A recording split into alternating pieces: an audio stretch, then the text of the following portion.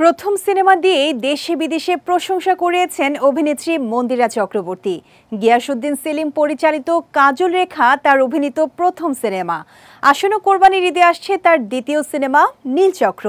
মিঠু খানের পরিচালনায় সিনেমাটিতে তার বিপরীতে দেখা যাবে আইকনিক স্টাইলিশ আরিফিন শুভকে।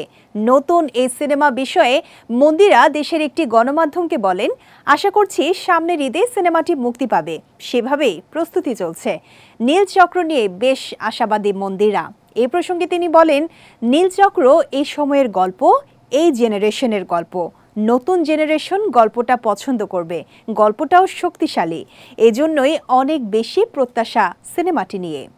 প্রথমবারের মতো আরিফিন শুভর সঙ্গে জুটি বেঁধেছেন মন্দিরা। নায়ক সম্পর্কে এই অভিনেত্রী বললেন, আমি যখন খুব ছোট সেই সময় তার সিনেমা দেখেছি, তার ভক্ত তখন থেকেই। বলতে পারেন তখন থেকেই আরিফিন শুভ আমার ক্রাশ। তাকে নায়ক হিসেবে পেয়ে ভালো লেগেছে। ওয়ালটন আবারও মিলিয়নিয়ার অফারে ওয়ালটন ফ্রিজ কিনে আপনিও হয়ে যেতে পারেন মিলিয়নিয়ার।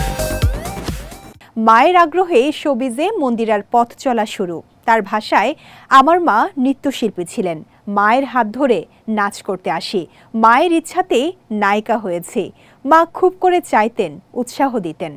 মন্দিরা জানান, অনেক বেশি কাজ না করে বেছে বেছে ভালো কাজ করতে চান, টিকে থাকতে চান সিনেমা দিয়েই।